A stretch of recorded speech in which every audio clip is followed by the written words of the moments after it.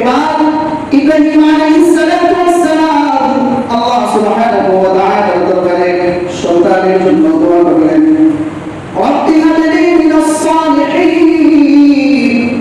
I মাবুদ, আমার বয়স তো কম হলো না, আমার জীবন, আমার হায়াত তো কম হলো না, এই বৃদ্ধ বয়সে আপনি আমাকে একটি সুন্দর এবং দিনদার সন্তান দান করেন, যে সন্তানকে আমি ইসলামের জন্য বিলীন করে দিতে পারি।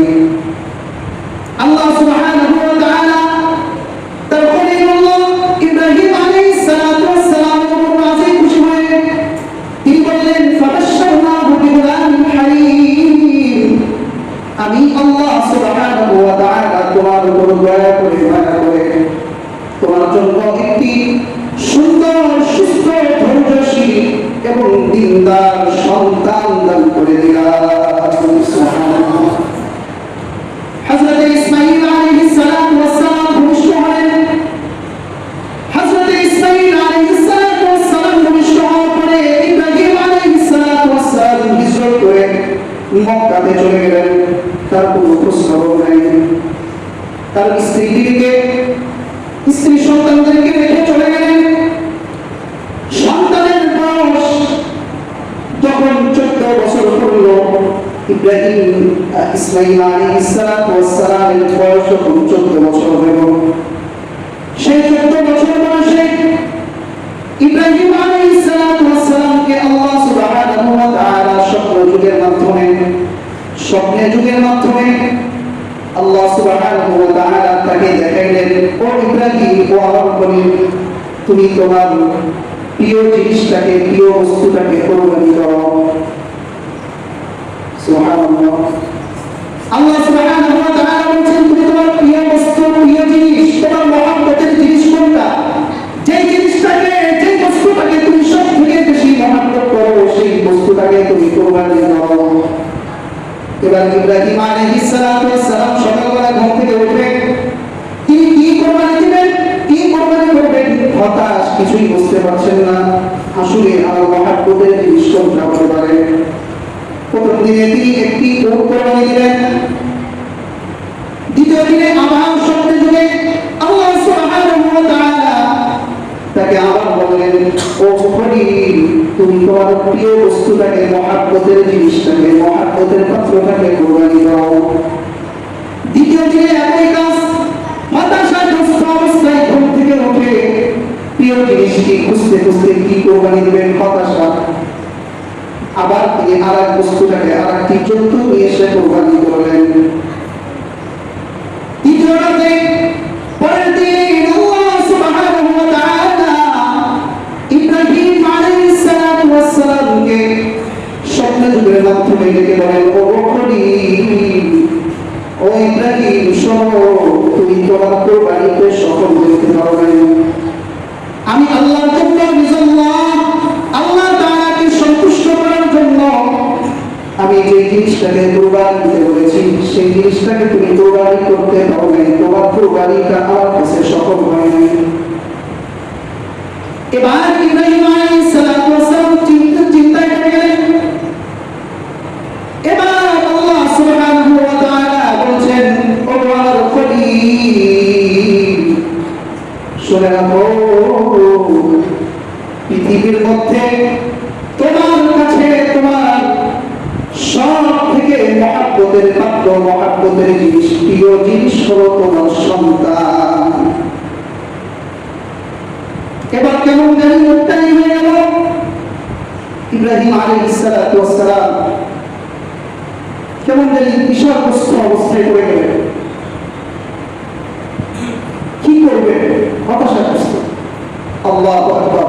আমার সন্তান, আচ্ছা বলেন তো, একটা সন্তান, প্রত্যেকটা বাবা, আপনারা বাবারা যারা এখানে আছে,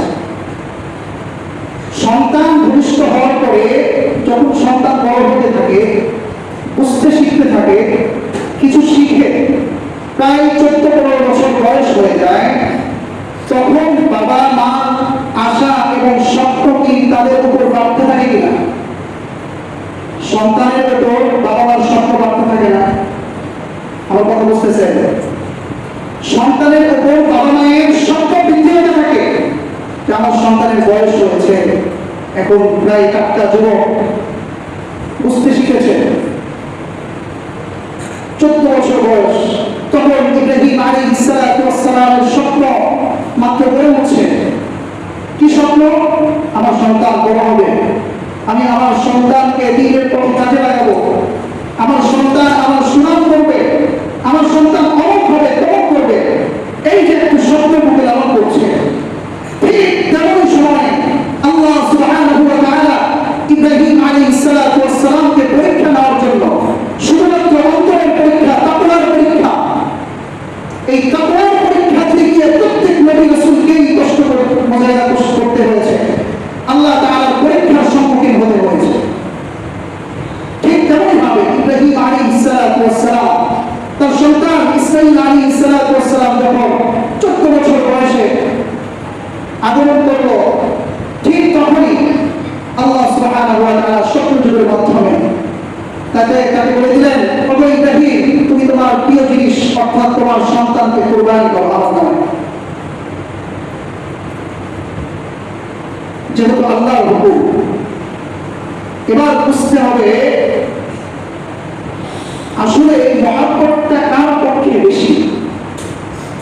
আল্লাহ সুবহানাহু ওয়া তাআলা মূলত তাকওয়ার পরীক্ষা নেওয়ার জন্য তাকে কুরবানি করতে বলেছেন।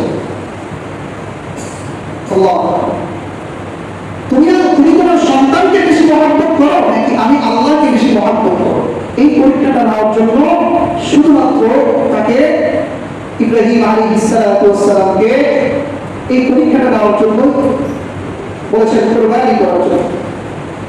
ইব্রাহিম আলাইহিস সালাম কখনো ঘটনা বাড়িতে আসলেন, এসে সন্তানকে বললেন, ও ইসমাঈল, আল্লাহর পক্ষ থেকে এমন এক হুকুম এসেছে, নির্দেশ এসেছে, তোমাকে কুরবানি করতে বলেছে। এবার সন্তান ডাকতে বলে, ও বাবা, ও আমার পিতা, ও ইসমাঈলের পিতা, ও আল্লাহর খলিল, আপনি আমার থেকে শুনেন, আপনি আমার পিতা হয়ে আমার কাছ থেকে একটি বক্তব্য পরিষ্কারভাবে শুনেন। কি বক্তব্য? আমি আপনার সন্তান ইসমাঈল, আমি নবীর সন্তান, আমি খলিলুল্লাহর সন্তান, আমি নবীর সন্তান ইসমাঈল নিজেও একজন নবী হব। আপনি আমার কাছ থেকে পরিপূর্ণ ধৈর্যশীল অবস্থায় পাবেন, কোনো সমস্যা নাই, কোনো চিন্তার কোনো কারণ নাই, আপনি আমাকে নির্দ্বিধায় আল্লাহর নামে কুরবানি করতে পারেন। সুবহানাল্লাহ। আল্লাহ কত ধৈর্যশীল, যেমন বাবা ছিলেন, যেমন পিতা তেমন সন্তান। এজন্যই আল্লাহ বলেছেন, ফাবাশশারনাহু বিগুলামিন হালিম। এবার হযরত ইব্রাহিম আলাইহিস সালাম সন্তান মহব্বতের পাত্র, মহব্বতের জিনিস সন্তানকে কুরবানি করার জন্য প্রস্তুত হয়ে গেলেন। চুরি করে সবকিছু দেওয়া শেষ, সবকিছু প্রস্তুত। ইব্রাহিম আলাইহিস সালাম ইসমাঈল আলাইহিস সালামকে নিচে শোয়া ছুরি চালাতে শুরু করলেন।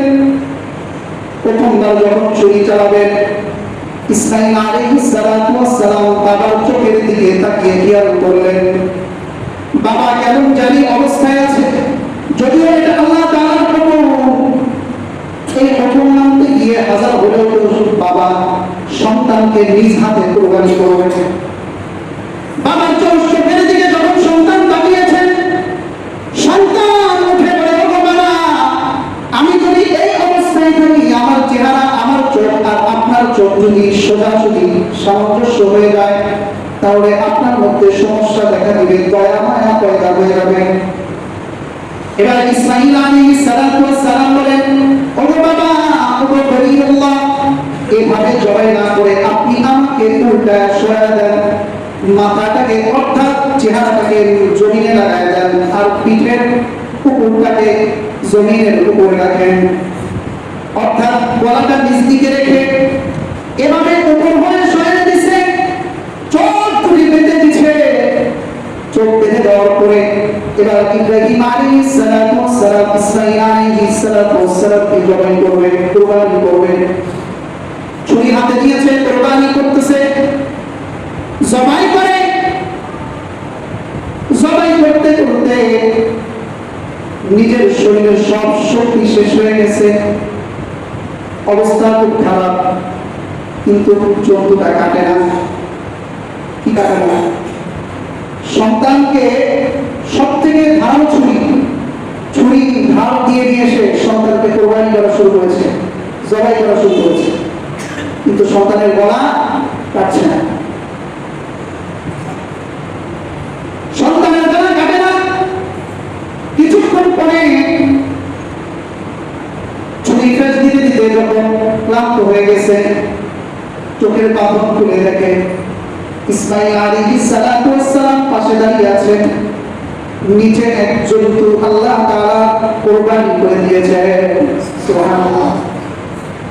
জান্নাত থেকে আল্লাহ সুবহানাহু ওয়া তাআলা